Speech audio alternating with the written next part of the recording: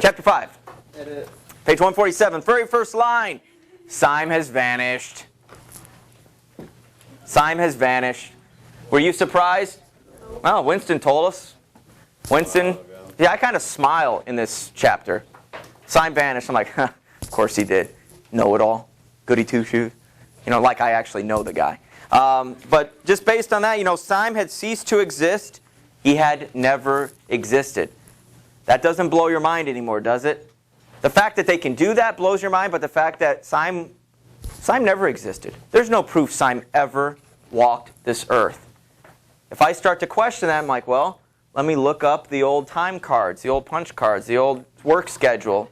I have to go back into some records. Well, who controls the records? Big Brother. Okay? And so Syme never existed at all. And you got to keep that in your mind.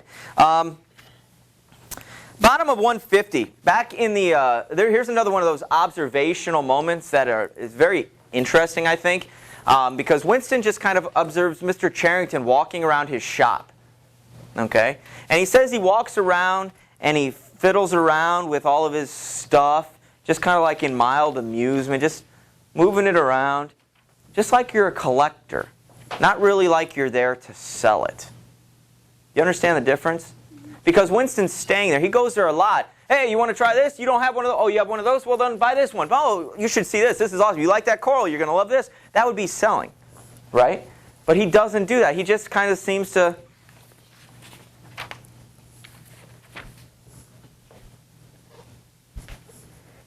walk around and look at stuff.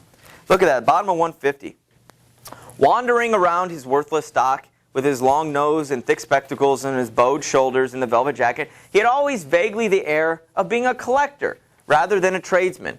With a sort of faded enthusiasm, he would finger this scrap of rubbish or that, never asking that Winston should buy it, merely that he should admire it.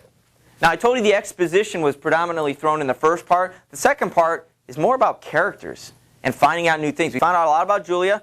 Winston, well, we learn more about what he thinks and the emotion behind it, but we even find out more about Mr. Charrington. And I thought, first time reading it, we'd see him once, and not at all. So we see him again. And he sometimes stops and talks to him. 151, the room itself was a sanctuary. And that's where you got to think about Winston thinking that he's like that coral. And this room is just, maybe you have a room at home. Maybe it's your basement. Okay, I'm still getting used to my house after a year, so the basement doesn't have the feeling in my other place. But I used to go to the basement, just sit in my chair and turn on the ball game, and I could just go, just relax. You ever had one of those moments? Is there a place that you just feel comfortable? You just feel protected and safe. And that's what Winston feels like with this room.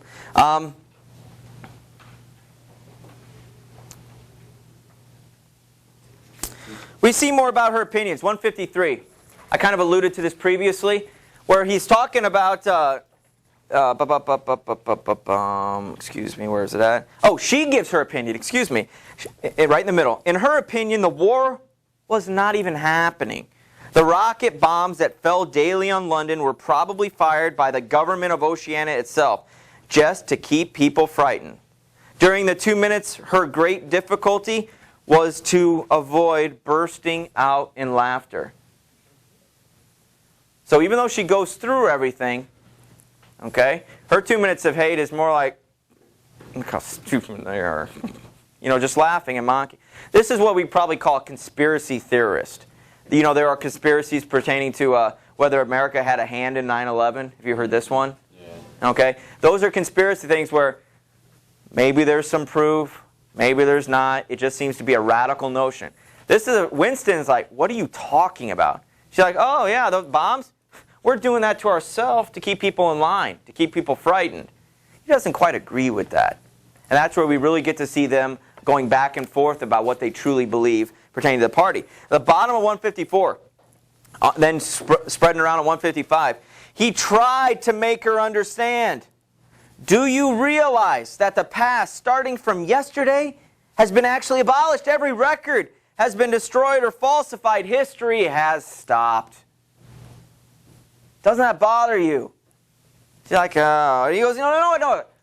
The only evidence is inside my own mind, and I don't know with any certainty that any other human being shares my memories. Just in that one instance in my whole life, I did possess actual concrete evidence after the event. Which was what? The picture. Oh yeah? Well, what good did it do you? Who cared? What did the world change because you had your evidence? What happened? Well, no, nothing happened because I incinerated it. But if it happened now, I know I would keep it, and I would do something about it. Well, I wouldn't, said Julia. I'm quite ready to take risks, but only for something worthwhile. She doesn't seem to fully grasp what's going on, the level of deception that's happening. She's content with simply, really, what's her main deal? What's her main rebellion? Having sex. And she's fine with that. The political acts, that's right. What does he call her on the next page? You're just a rebel below the waist. Most rebels are rebels up here, right? You fully believe against or in opposition of what is the ruling majority and so on. But you're just a rebel waist down. You're just whatever. And so we can see that they are two distinctly different people. Okay? Are they breaking up? No. They're still doing their thing. Okay? But we are identifying the fact that they do not believe the same thing. Winston is in it for something completely different. He thinks that you need to do all of these things, these risks, in order to make a point. She goes, I'm not going to risk that. I've worked too hard to get my cover story. I'm fine with what I'm doing. And so we see a big difference. So character shifts in these reading chapters are immense. Okay, so keep up with that.